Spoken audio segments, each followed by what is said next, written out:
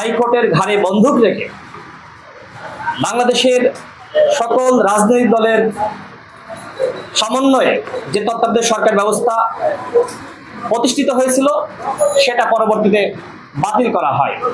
ঠিক একইভাবে আমরা 2018 সালে যে কোটা সংস্কার আন্দোলন করেছিলাম, সেই কোটা সংস্কার আন্দোলন যখন সফল হলো, সরকার দাবি মেনে নিয়েছিল এবং শিক্ষার্থীরা পড়ার টেবিলে ফিরে গিয়েছে।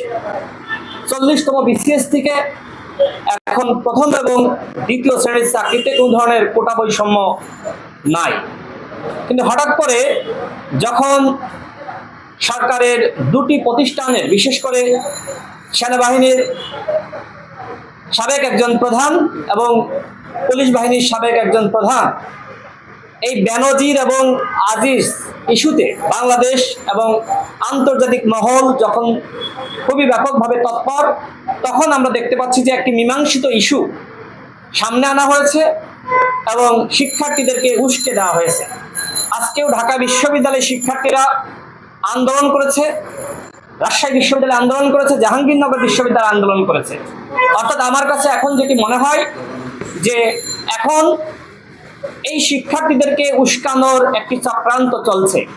বিশেষ করে পুলিশ প্রধান, সাবেক পুলিশ প্রধান এবং সাবেক সেনা প্রধান তাদের অপকর্ম জাতির সামনে থেকে দৃষ্টিগোচর করার জন্য, লুকানোর জন্য এখন একটি মীমাংসিত ইস্যু সামনে এনে শিক্ষার্থীদেরকে উস্কে দেওয়া হচ্ছে। আজকে আমি আপনাদের মাঝে কোটা সংস্কার আন্দোলনের একজন সংগঠক, ওই সময় আমাদের নেতৃত্ব সম্পর্কে আপনারা সকলে জানেন, আপনারা সাংবাদিক ভাইরা আমাদের সাথে ছিলেন। আমি সেই সংগঠকদের পক্ষ থেকে এবং কোটা সংস্কার আন্দোলনের একজন অন্যতম নেতৃত্ব দানকারী হিসেবে আপনাদের মাঝে আমাদের কোটা সংস্কার আন্দোলনকারীদের একটি বক্তব্য সাংবাদিকদের মাধ্যমে দেশের মানুষের কাছে এবং সরকারের কাছে এবং আমরা বিচার বিভাগের কাছে আমরা পৌঁছে দিতে চাই। এ পর্যায়ে আমি আমাদের যে লিখিত বক্তব্য সেটি পাঠ করছি। প্রিয় সাংবাদিক ভাইরা, আসসালামু আলাইকুম। আপনারা ইতিমধ্যে অবগত হয়েছেন 2021 সালের একটি রিটের প্রেক্ষিতে গতকাল মহামান্য হাইকোর্ট সরকারি দপ্তর, স্বায়ত্তশাসিত বা আধা স্বায়ত্তশাসিত প্রতিষ্ঠান ও বিভিন্ন কর্পোরেশনের চাকরিতে সরাসরি নিয়োগের ক্ষেত্রে 9ম থেকে 13তম গ্রেড কোটা বাতিল সংক্রান্ত যে পরিপত্র ছিল সেটি অবৈধ ঘোষণা করে একটি রায় দিয়েছে। 2018 সালের 17 ফেব্রুয়ারি থেকে সরকারি, আধা সরকারি, স্বায়ত্তশাসিত প্রতিষ্ঠানের নিয়োগের অযৌক্তিক কোটা ব্যবস্থার বিরুদ্ধে কোটা সংস্কারের দাবিতে সারা দেশে শিক্ষার্থীদের স্বতঃস্ফূর্ত ধারাবাহিক আন্দোলনের প্রেক্ষিতে ওই বছর সরকারের সিদ্ধান্তে জনপ্রশাসন মন্ত্রণালয়, সরকারি দপ্তর, স্বায়ত্তশাসিত ও আধা স্বায়ত্তশাসিত প্রতিষ্ঠান ও বিভিন্ন কর্পোরেশনের চাকরিতে সরাসরি নিয়োগের ক্ষেত্রে সরকারের বিদ্যমান কোটা পদ্ধতির সংশোধন করে একটি পরিপত্র জারি করেন।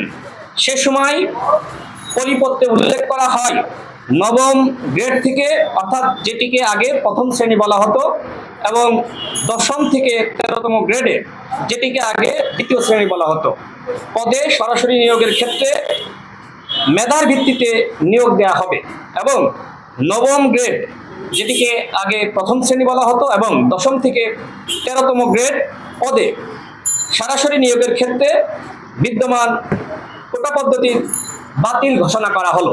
এটি কিন্তু ওই সময় পরিপত্রে উল্লেখ করা হয়। শিক্ষার্থীদের ধারাবাহিক আন্দোলনের যৌক্তিকতা বিবেচনায় নিয়ে সরকার তৎকালীন মন্ত্রিপরিষদ সচিব শফিউল আলমের নেতৃত্বে 7 সদস্যের একটি কমিটি গঠনের মাধ্যমে ও কমিটির সদস্যদের পর্যালোচনার ভিত্তিতে এই সিদ্ধান্ত তারা গ্রহণ করে। প্রধানমন্ত্রী শেখ হাসিনা নিজেও জাতীয় সংসদে কোটা বাতিলের ঘোষণা করেছিলেন।